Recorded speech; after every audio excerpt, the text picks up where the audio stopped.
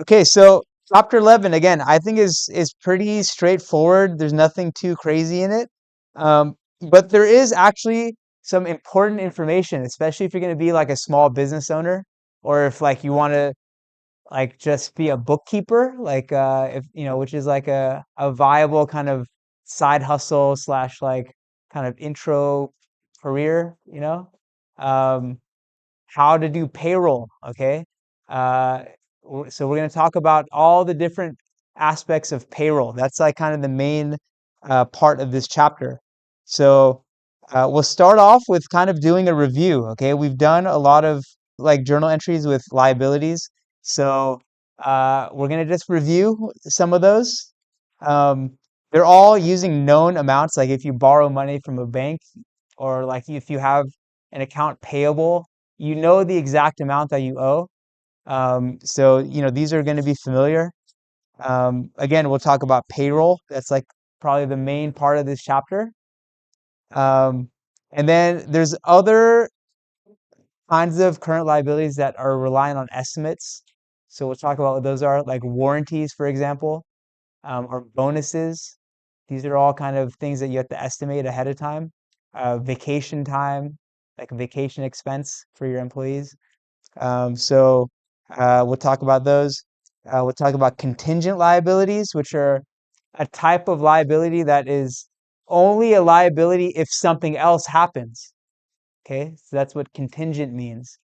So these are things like lawsuits, right? You only have to pay a lawsuit if you lose the lawsuit, right?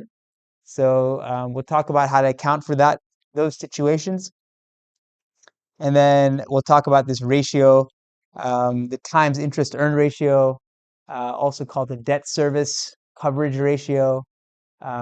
It's another ratio that is aimed towards solvency. Okay, solvency, meaning how able is your business to pay off its debts. Okay, so this is another ratio aimed at that question. Again, this should be review. Uh, what is a liability? Okay. There's three main things. They're result of a past transaction or event. They create a present obligation or for future payments. So it's something that you're going to have to kind of pay off. You owe someone something, and they're unavoidable. Okay. So if you owe someone something, but you can just opt not to pay it, then it's not a true liability. Okay. So all three of these things kind of have to be there for a liability to exist.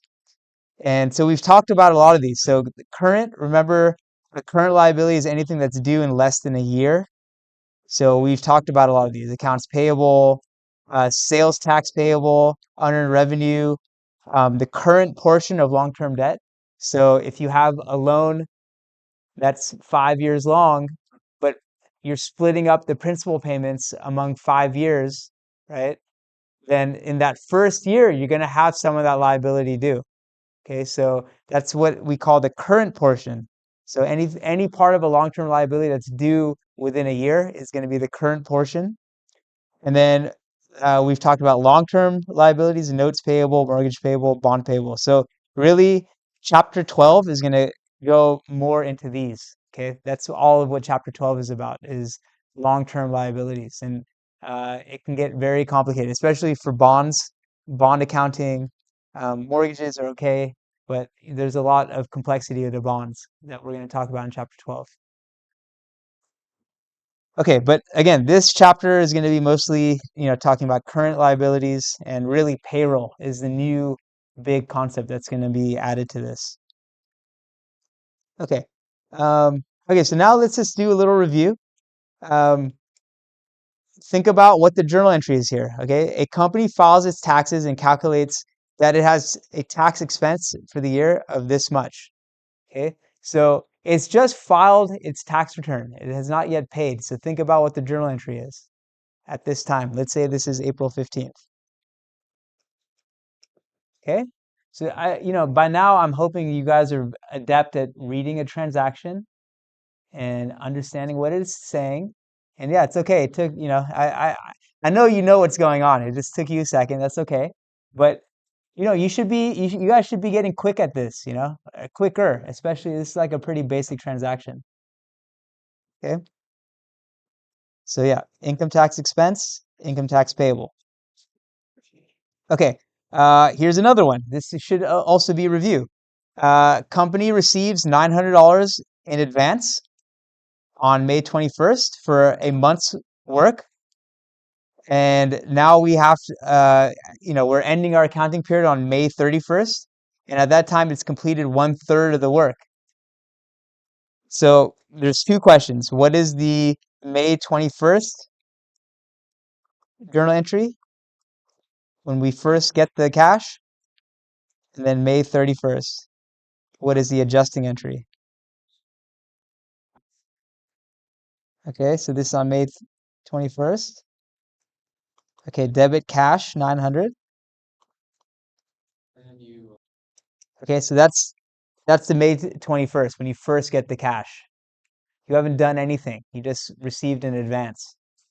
Okay, so now by the end of the month, we've done 1/3 of the work. So what should we do?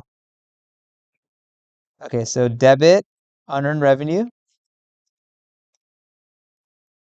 300, and credit what? Service revenue. Yeah, thanks, Tyler. Service, nah, this pen is messed up. Okay, so service revenue, and okay, so the first one, cash unearned revenue, service revenue. Okay, um, so everyone good with this? Again, this 300 is because it's 1/3 of this unearned revenue. Okay, that's how we got the 300. Is anyone unclear on this? Anyone want any clarifying questions? Okay, all right, good.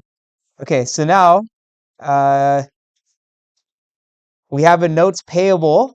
Okay, this is similar to notes receivable, but now we're just on the other end. So we did have some practice with this in chapter 8, calculating interest, all this kind of stuff. Okay, so the math should be familiar to you, but now it's going to kind of be somewhat reversed because this is a note payable instead of a note receivable. Okay, so uh, your company signs a 5-month note on November 1st. The interest rate is 6%.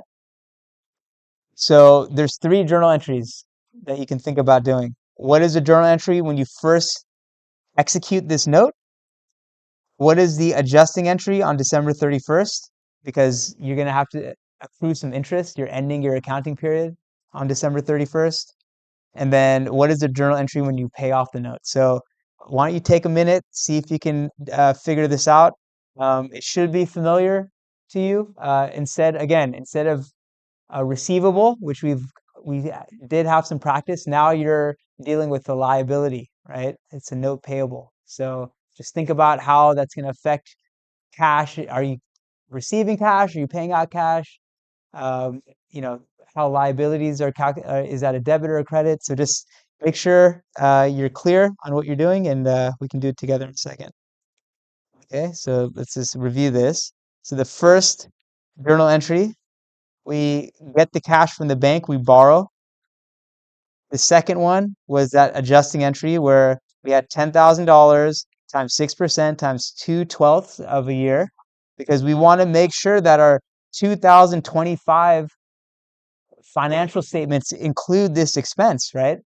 That interest expense is for 2025. So we want to make sure that that the income statement is including that. So that's why we do this adjusting entry. We're not yet paying it, so we still have this payable. And then when we actually pay it off, we're going to pay off the loan. We're going to pay off this interest payable. And then we're going to have this representing 3 out of the 5 months total because November, December is 2 months.